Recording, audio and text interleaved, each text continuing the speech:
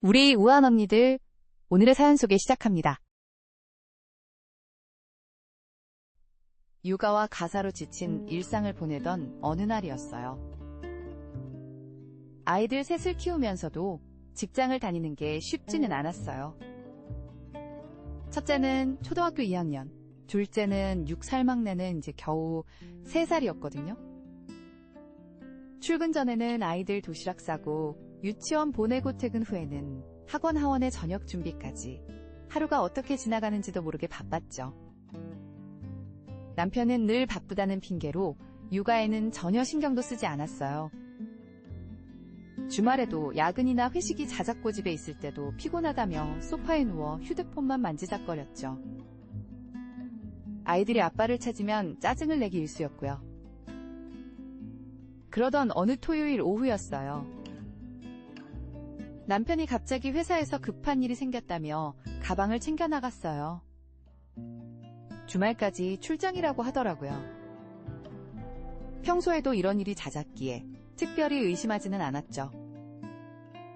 하지만 그날 밤우연히 시어머니와 통화를 하게 됐어요. 아이고 우리 아들이 혼자 와 있네. 물결표 오랜만에 쉬러 왔다고 하더라고. 저녁에 너희도 와서 저녁 먹을 거니? 시어머니의 말씀에 순간 귀를 의심했어요. 가슴이 덜컥 내려앉으면서 온몸에 힘이 빠졌죠. 남편은 회사 출장이 아니라 시댁에 혼자 휴가를 간 거였어요. 그것도 저한테는 거짓말을 하고서요. 아이 셋을 혼자 두고 말이에요. 시어머니는 제가 알고 있는 줄 알고 아무렇지 않게 말씀하셨지만 저는 그 자리에서 아무 말도 할 수가 없었어요. 그동안 쌓였던 분노와 서운함이 한꺼번에 치밀어 올랐어요. 육아에 지쳐 쉬고 싶은 건 저도 마찬가지였는데 남편은 제 고단함은 전혀 이해하려 하지 않았죠. 오히려 이렇게 거짓말까지 하면서 혼자만의 시간을 가지려 했다니. 아이들은 이제 겨우 잠들었고 집안은 고요했어요. 설거지도 마치고 쓰레기도 분리수거 해놓은 깔끔한 주방에 혼자 앉아있으니 더욱 서러워졌죠. 남편의 빈자리를 보며 이런 생각이 들었어요. 나는 도대체 언제쯤 쉴 수 있을까? 그날 밤 잠을 이루지 못하고 뒤척이다가 결심했어요.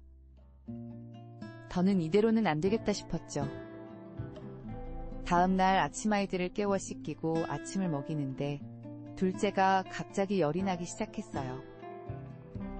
39도가 넘는 고열에 얼굴이 새빨개진 아이를 보며 가슴이 덜컥 내려앉았죠.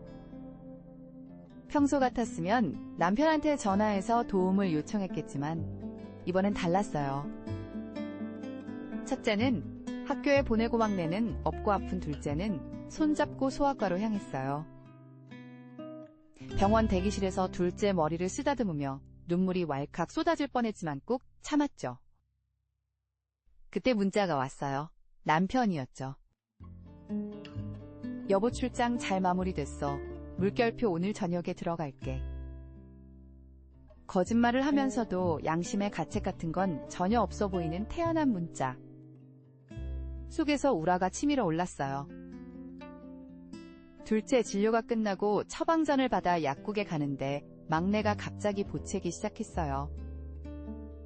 배고프다고 울며 떼를 쓰는데 둘째는 열 때문에 힘없이 계단에 주저앉아 버렸고 양손에 아이들을 붙들고 있는데 약사님이 걱정스러운 눈빛으로 물어보시더라고요.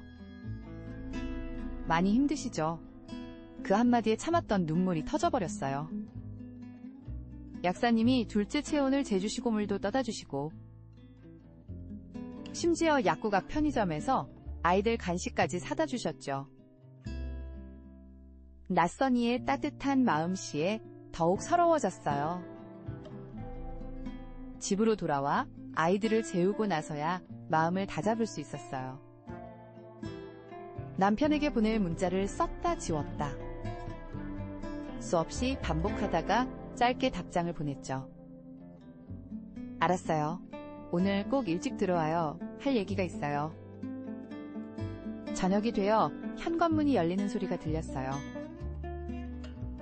남편은 마치 아무 일도 없었다는 듯 밝은 얼굴로 들어왔죠. 손에는 길에서 사왔는지 치킨 봉투가 들려 있었어요. 마치 한 번의 서비스로 모든 게 용서될 거라고 생각하는 것처럼.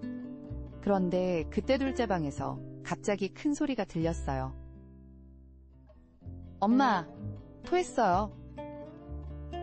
불이 나게 방으로 달려가 보니 둘째가 이불과 바닥에 토사물을 한가득 흘려놓은 채 창백한 얼굴로 앉아 있었죠. 남편은 치킨 봉투를 식탁에 올려두고는 질린 표정으로 한 발 물러섰어요. 그 순간 참았던 감정이 폭발했어요. 당신은 지금까지 뭐 하다 왔어요? 둘째가 아파서 하루 종일 병원에 있었다는 걸 알기나 해요? 남편의 얼굴이 순간 굳어졌죠. 아이 옷을 갈아입히고 이불을 정리하는데 남편은 여전히 문 앞에 서서 어쩔 줄 몰라 했어요. 시어머님께 전화 왔었어요. 출장이 아니라 시댁에 갔었죠? 제 말에 남편이 당황한 듯 말을 더듬었죠. 아, 그게 회사에서 너무 스트레스 받아서. 저는 스트레스 안 받나요? 아이 셋 키우면서 직장 다니는 게 얼마나 힘든지 알아요? 목소리가 떨렸어요. 당신은 제가 얼마나 지쳐있는지, 얼마나 쉬고 싶은지 단 한 번이라도 생각해 본 적 있어요?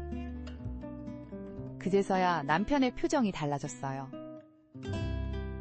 둘째가 토 한 자리를 닦으면서 흐르는 제 눈물을 보더니 처음으로 죄송하다는 말을 진심으로 하더라고요. 미안해. 내가 너무 이기적이었네. 그날 밤 오랜만에 남편과 깊은 대화를 나눴어요. 이혼 이야기까지도 오고 갔지만 남편도 다신 이런 일이 없을 거라고 자신의 잘못을 인정하고 반성하는 모습을 보였어요. 저도 육아휴가를 받고 싶었지만 아이 셋을 두고 나갈 수가 없어 흐지부지 이 사건을 마무리가 되었죠. 시어머님도 나중에 그날 일을 아시고는 아들을 혼내셨대요. 너는 애새 키우는 며느리 고생은 생각도 안 하니? 하시면서요.